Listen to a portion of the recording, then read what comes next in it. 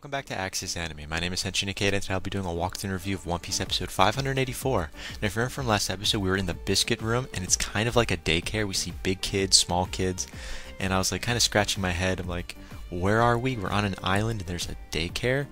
Now, apparently these kids think they used to be sick or something like that. However, they're not. So I have no idea what they used to have, if they weren't sick, in fact. However, they see the Straw Hat crew. They just walk right in. They think Frankie is like a little robot, toy robot. And they think Chopper's like a stuffed animal. And I thought it was kind of funny.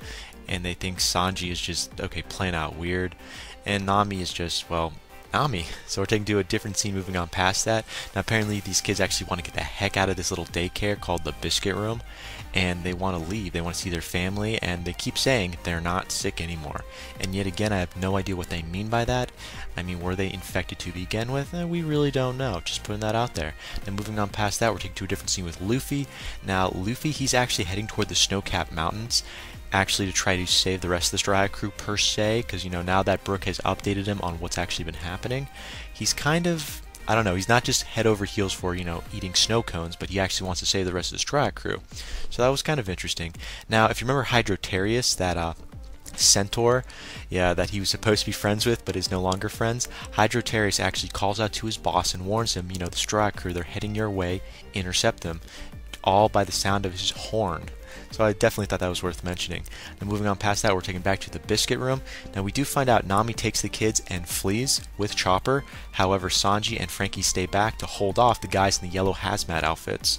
So I just thought I'd mention that. However, we're taken to one more scene toward the end of the episode with Brook, and he's being attacked by the samurai's torso. And again, that's where the episode ends, and I'll have my final thought and rating at the end of the clip, so stay tuned. But let's dive right on in.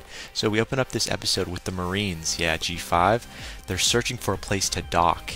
I mean, they haven't found anything yet, but they're looking. And then we get the little cutscene with Smoker, and he notices like a little swirl in the water. It's the sea current. At least he notices it.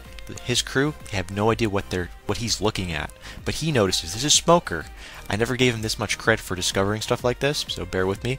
So he actually notices a little swirl in the water by like this iceberg per se. He points it out and he orders his ship to fire.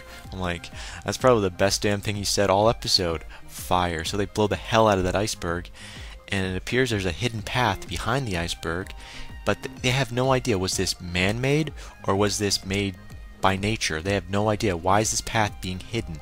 Was it man-made, or did nature take its course and hide the path? They really don't know, but they're heading right down that alley. But again, that's where the episode opens up with. Moving on past that, we're taken to a different scene with Brownbeard. We're finally get a new character. He's being tossed right at us. Apparently, this is Hydroterius' boss. So like, okay, so we've had a white beard, we've had a red beard, and why not? We've got a brown beard. So I thought it was definitely worth mentioning. But again, we're taken to a little cutscene with this new character. His name is Brownbeard. Now apparently he's a former pirate, and he's an alligator centaur. I definitely thought that was worth mentioning. However, we really don't get to see the lower half of him in this episode, so that was kind of a downer. But moving on past that, we do find out he's got a bounty, 80,060,000 berries. But he's no longer a pirate. Just thought I'd mention that. Now he is waiting for Luffy on the other side, so I can't wait to see this all-out battle. And he's got 11 different subordinates. Last episode I thought maybe like 7-ish subordinates. No, bear with me, I counted 11 different subordinates, so I can't wait to see what Brownbeard's made out of. Now we are taking to a different scene with Luffy. Now Luffy and the others, they're getting ready to go, and all I can say is they just want to talk. They want to talk to Brownbeard because they feel an injustice has been done. Like, it's like, we're not these guys that screwed you over in the past. We're good pirates.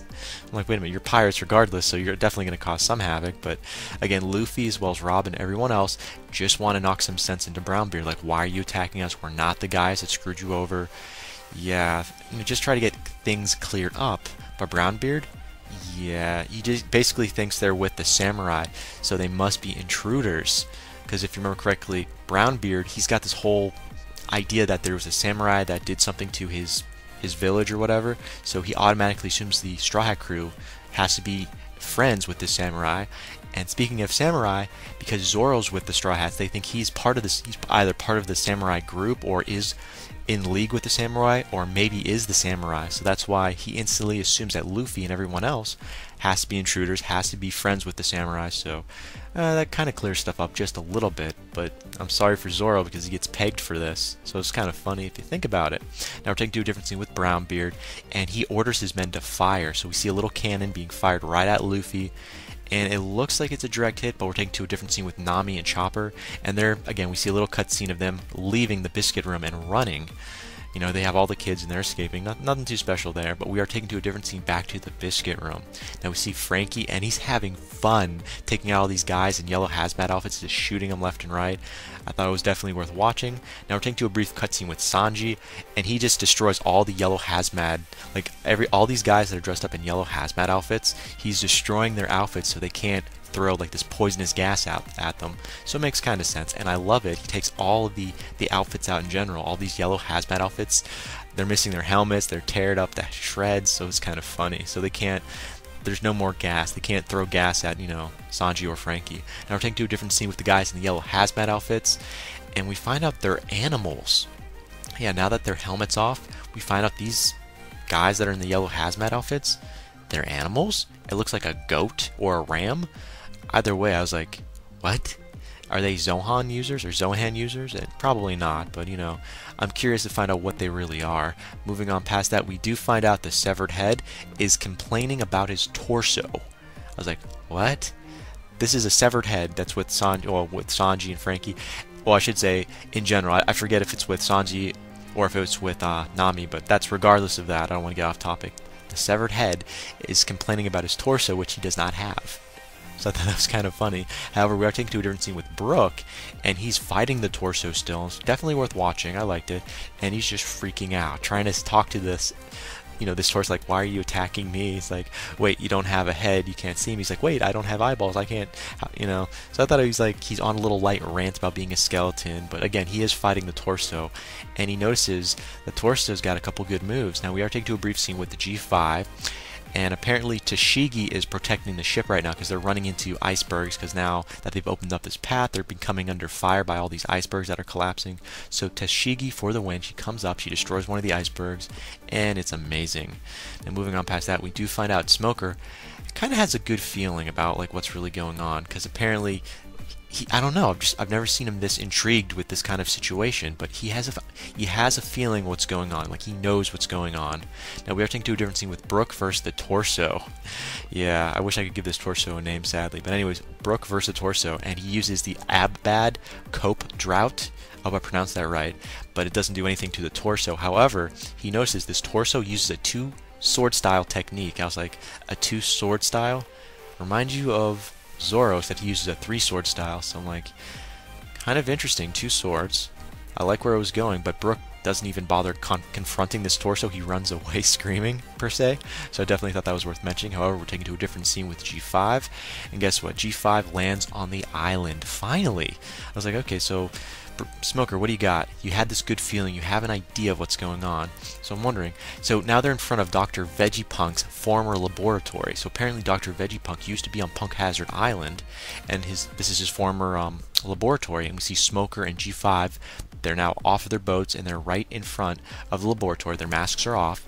Kind of ironic because the gas is no longer thick, it's like dead. So I was like, okay, so something's got to be up. And this is, you know, Dr. Vegepunk's former laboratory. It shouldn't have electricity, but it does. The doorbell works. When Smoker takes his mask off, presses the button, and it works. I was like, okay, something's just not right here. No. And guess what? Someone answers the door. It's Trifle Law. Yeah, I know, manga-wise, I already know where this is going, but you know what? I'm pretending like I don't know, so bear with me. So, Trifle Law answers the door, and basically, supposedly from Smoker's point of view, no one's supposed to be on this island, not even him, technically, because, you know, it's not beneath him. He's not higher up on the food chain, so he's not supposed to be on the island, technically. So we see Trifle Law answer the door, and we find out Trifle Law is a warlord. He's one of the warlords. Again, I read the manga, I'm up to that speed, but I'm pretending like I don't know. But anyways, Trifle Law, he is a warlord. I'm like, get the fuck out. No way. Trifle Law. And amazing, we finally get to see him, and he's face to face with Smoker. Oh, I love it. I love it. And that would kind of explain why that torso, the head, and the legs that Luffy has are like shredded like that, because of Trifle Law. It makes kind of sense. Now, apparently we find out how Trifle Law became one of the warlords. Apparently, he delivered 100 hearts of pirates to the headquarters of the Marines. And that's how he became a warlord? Really? And that's where the episode ends. And guess what? Now that the episode's end, I'm done with that. Final thoughts. He's sitting down. Okay, first of all, Trifle Law. Holy shit, I can't believe we get to see you anime-wise face-to-face with Smoker. I love where it's going. But again, I'm wondering, what's the name of this samurai that you chopped up? I'm pretty sure that Trifle Law was responsible for chopping up this samurai. But I'm kind of interested to know, who is the samurai's son? Have we seen him yet? We really don't know. Was that his son on the snail transponder that was making the emergency call? We don't really know. But I still can't wait to see what kind of role Trifle Law plays in this. Is he working for Vegapunk? We really don't know. Looks that way. Again, anime perspective, not manga perspective. I can't wait to see where this is going to go. Moving on past that. Okay, Brownbeard. You said you're a former pirate, but I'm curious to find out, what did you use to do while you were a pirate? What did you do to get you that berries, that bounty on you? I'm just kind of curious. Did you used to belong to a different pirate crew before you created your own? We really don't know. But that is it for my final thoughts. As per my rating, 4 out of 5. We get to see Smoker. We get to see Trifle Law. Dr. Vegepunch's laboratory. Not really too thrilled about that. Not a lot of closure, but we got a new character. Brownbeard. Obviously, that was definitely worth seeing. Was there any fighting? Not really. Yes and no. We get to see Chopper. He does this whole karate thing on the guys in yellow hazmat outfits, which I definitely love seeing.